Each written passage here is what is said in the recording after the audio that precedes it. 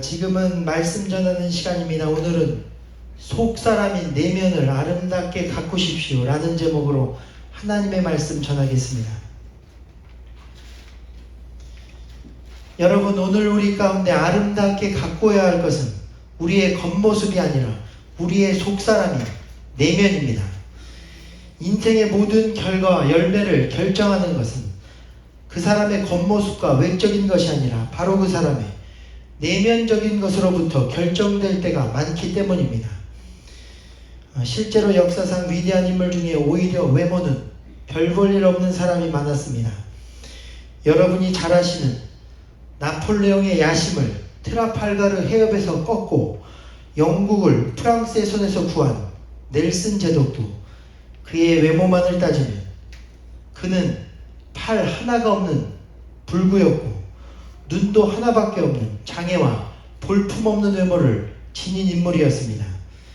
그럼에도 그는 영국을 구한 명장이 되었습니다.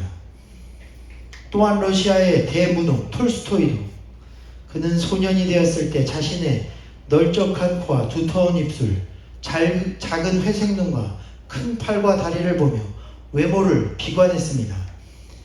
실제로 그는 굉장히 못생긴 외모를 가지고 있었습니다. 따라서 당시 그가 입버릇처럼 하던 말은 나는 너무 못생겨서 도저히 앞으로 행복한 생활을 할 수 없을 것이다 라는 말이었습니다. 그러나 그가 성장하면서 문학에 대한 천재적인 소질을 발휘하기 시작합니다. 그는 외모 컴플렉스를 극복한 후 대문학 작가가 되었고 그는 훗날 이렇게 말합니다. 사람의 아름다움은 외모에 있는 것이 아니다. 진정한 아름다움은 내면에 있다. 이웃에 대한 사랑과 깨끗한 인격이 모여 아름다움을 창출하는 것이다. 여러분, 지금은 러시아의 대문호 톨스토이를 못생긴 사람이라고 기억하는 사람은 아무도 없습니다.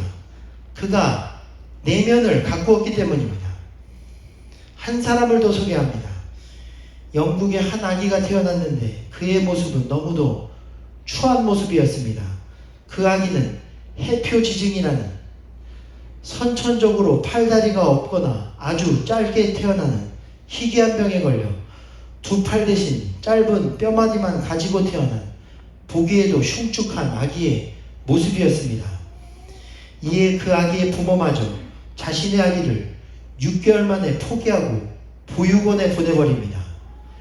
이로 인해 이 아기는 자신의 부모가 누군지도 모른 채 불우한 환경 속에서 자라났습니다. 그러나 그럼에도 그녀는 포기하지 않았습니다.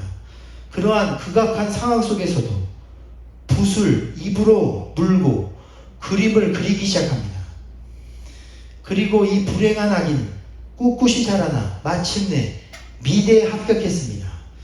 그리고는 놀랍게도 들어간 미대를 수석으로 졸업합니다. 그 후 결국 그녀는 세계적으로 유명한 아이들 그림 동화의 작가가 되었습니다. 그녀가 바로 살아있는 비너스, 구족 화가의 전설이라 불리는 앨리스 래퍼입니다. 현재 영국의 트라팔가 광장에는 그녀의 동상이 세워질 정도로 그녀는 유명해졌고 런던 올림픽 개막식 때에는 그녀의 그림이 곳곳에 전시되기도 했습니다. 여러분, 외적인 것에 굴복하지 않고 내면을 그녀의 그림처럼 아름답게 가꾼 그녀는 현재까지도 많은 사람에게 영감과 소망을 주는 위대한 화가가 된 것입니다. 그렇습니다, 여러분. 오늘 성경도 말합니다. 하나님도 사람을 외모로 취하지 않으신다는 것입니다. 하나님은 우리 속에 있는 내면을 보시는 하나님이십니다. 본문에 보면 이스라엘의 첫 왕을 뽑을 때 이새의 아들들 중 첫째 엘리압이 앞에 나오자 하나님께서 선지자 사무엘에게 말씀하신 것은 그의 용모와 키를 보지 말라. 내가 이미 그를 버렸노라. 내가 보는 것은 사람과 같지 아니하니 사람은 외모를 보거니와 나 여호와는 중심을 보느니라 말씀했습니다. 오늘 세상은 외모와 외적인 것을 중요하게 여기지만 하나님은 그렇지 않으시다는 것입니다. 하나님께서는 각 사람 마음 중심 가운데 있는 내면의 상태를 훨씬 더 중요하게 생각하십니다.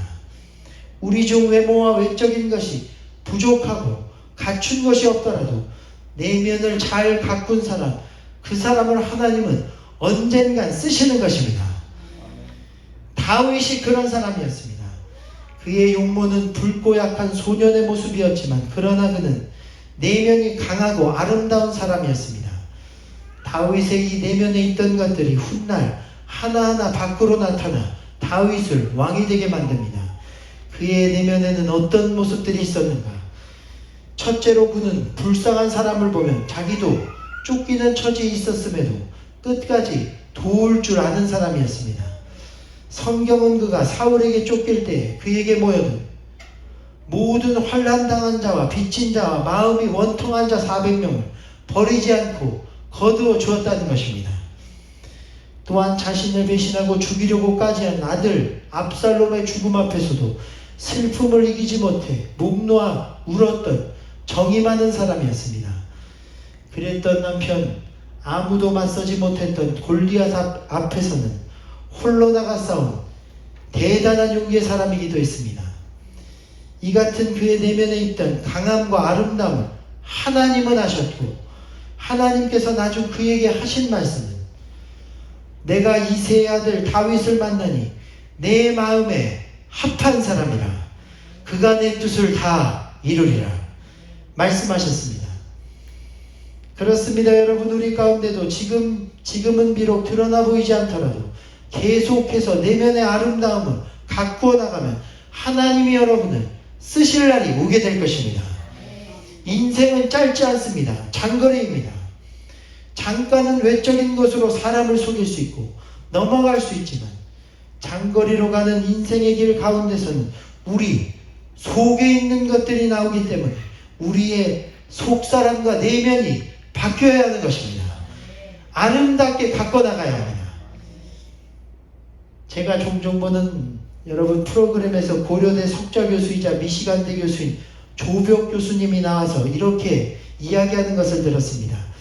그분이 자녀 교육에 대하여 말씀을 많이 하시는데 그중 가장 기억에 남는 것은 내 안에 부정적인 감정들, 즉 짜증과 걱정과 분노 등이 가득하면 내 밖으로 나오는 것이 절대 긍정적인 것이 될 수 없다는 것입니다.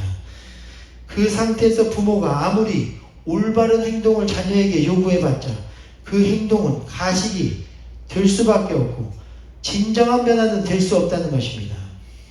이는 성경 말씀에 선한 사람은 그 쌓은 선에서 선한 것을 내고 악한 사람은 그 쌓은 악에서 악한 것을 내느니라 라는 말씀과 같은 내용입니다.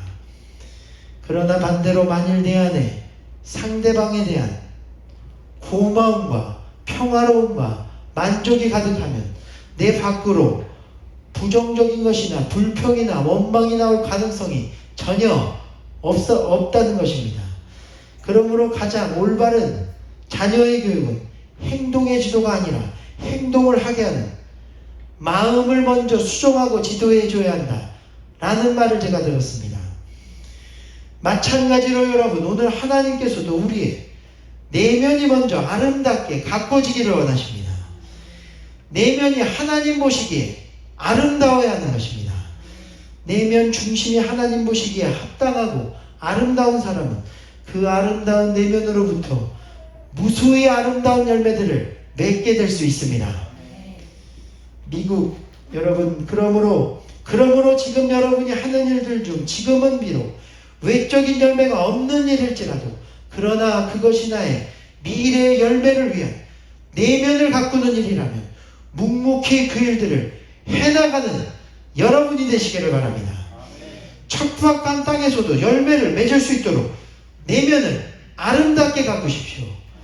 본문에 보면 다윗은 형들에 비해 키와 용모와 신분이 따르지 못했지만 하지만 그는 양을 치는 척박한 들판에서도 그러나 내면은 누구보다도 아름답고 강해졌습니다. 오늘 하나님은 그것을 하시고 아버지가 부르지도 않은 8번째 아들 다윗을 다음 왕으로 삼으십니다. 그의 내면이 척박한 땅에서 오히려 단단해지고 아름다워졌기 때문입니다. 오늘 여러분도 환경에 상관없이 그러므로 척박한 환경에 있을지라도 내면을 단단하고 아름답게 가꾸십시오. 하나님은 그것을 정확히 하시고 우리를 사용하시게 될 줄로 믿습니다. 미국 레드우드 국립공원에는 하이페리온이라는 삼나무가 있습니다. 그 나무는 세계에서 가장 큰 나무로 높이가 무려 30층 높이입니다. 113m가 됩니다. 또한 캘리포니아의 세콰이어 공원에 있는 자이언트 세콰이어 나무는 수명이 3,000살이 넘으며 껍질이 70cm나 되고 산불도 그 껍질이 이겨내고 병충해도 이겨냅니다. 그러나 사실 세계에서 가장 오래된 수명의 나무는 미국 네바다주에 있습니다. 그레이튼 베이스 국립공원에 있는 브리슬콘 소나무로 나이가 무려 4,800살이 넘었습니다. 사람들은 이 나무에게 성경에서 969세까지 가장 오래 산 무드셀라의 이름을 붙여 그 이름을 무드셀라라 이름 지었습니다. 그런데 놀랍게도 이 나무가 자라는 곳은 해발 공기가 희박한 3,000m 이상의 돌멩이로만 이루어진 흙바닥이 아닙니다. 돌멩이로만 이루어진 척박한 지역이라는 것입니다. 더군다나 그 지역이 나무가 자라기 극히 어려운 환경인 것은 땅이 돌멩이로 이루어졌을 뿐 아니라 혹한의 날씨와 사나운 바람, 적은 강수량의 가장 나쁜 생존 조건을 가진 지역이기 때문이라는 것입니다. 그런데 아이러니하게도 이런 가장 나쁜 생존 조건의 지역에서 가장 오래된 나무가 자라나게 된 것은 오히려 그 가장 나쁜 생존 조건이 그 나무의 뿌리와 내면을 잘 다져지게 했기 때문이라는 것입니다. 그렇습니다. 오늘 우리의 인생도 이와 같습니다. 우리가 때론 물도 양분도 없는 척박한 땅에서 온갖 비바람을 맞을 때도 있지만 그러나 그 가운데도 우리의 내면만은 아름답게 다져지고 오히려 어떤 환경에도 열매를 맺을 수 있는 든든하고 견고한 내면으로 다져질 수 있습니다. 그러므로 이 시간 어떤 상황에 여러분이 있을지라도 여러분의 깊은 속사람의 내면의 모습을 아름답게 유지하고 가꾸어 나가며 견고히 흔들리지 않게 되기를 축원드립니다. 그리고 마지막으로 이 내면을 아름답게 가꾸기 위해 가장 중요한 것은 바로 우리 마음속 깊은 곳에 하나님을 모시는 일입니다. 사실 다윗도 온전한 사람이 아니었습니다. 이웃의 아내를 보고는 음욕을 품었습니다. 그녀의 남편인 충성된 부하 우리아를 죽였으며 자식들을 편애했고 말년에는 지금껏 도와주신 하나님을 생각하지 않고 자신의 군대를 의지하고 자랑하기 위해 군대의 수를 계수하는 교만한 죄까지 저지릅니다. 그러나 그럼에도 불구하고 그의 중심에는 늘 하나님이 계셨습니다. 아내가 도망하고 자식끼리 싸우고 나중엔 아들까지 반역하여 자신의 궁녀들을 백주대낮에 겁탈할 때에도 그는 하나님을 떠나지 않았습니다. 아들 압살렘에게 쫓겨 울며 머리를 가리고 맨발로 산을 건널 때도 그를 미워하지 않고 그저 그의 모사 아히도벨의 모략을 어리석게 하옵소서 하나님께 기도할 뿐이었습니다. 여러분, 이것이 바로 하나님이 우리에게 원하시는 내면의 모습입니다. 잘못하고 죄를 져도 하나님을 떠나지 않는 것입니다. 또한 잘 될 때도 하나님을 향한 내면 중심이 변하지 않는 것입니다. 다윗은 하나님을 향한 이러한 내면 중심이 견고한 사람이었습니다.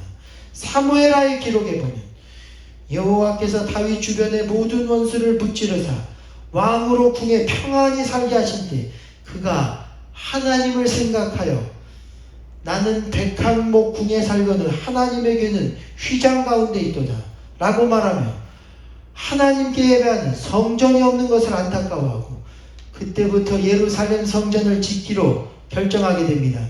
그의 내면과 삶은 언제나 하나님이 중심이었기 때문입니다.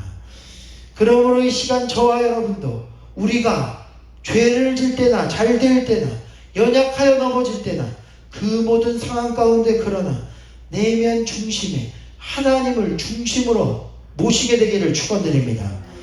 그러면 여러분의 속사람이 결국 죄에서 벗어나며 기쁨이 넘치고 세상이 줄 수 없는 사랑과 평안과 은혜와 소망이 넘치는 가운데 아름다운 내면의 사람으로 변화되게 될 줄 믿습니다.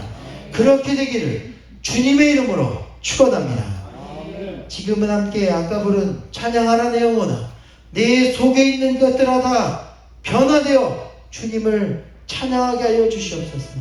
우리 이 찬양 부른 뒤에 다 같이 기도하게 되기를 원합니다. 하나님, 오늘 우리가 내면 중심이 성령으로 또한 거듭나게 하여 주시옵소서. 우리 시간 찬양 기도할 때에 우리 마지막으로 이렇게 기도하게 되기를 원합니다. 이 시간 우리의 힘만으로는 안 되오니 주여, 우리 내면이 변화될 수 있도록 성령께서 역사사 성령으로 거듭나게 하여 주시옵소서. 성령으로 거듭나 우리 속사람 주님의 사람으로 완전히 변화될 수 있도록 지금 우리를 도와주시옵소서. 간절히 기도하는 시간 갖겠습니다. 찬양하라 내 영혼아 찬양합니다. 찬양하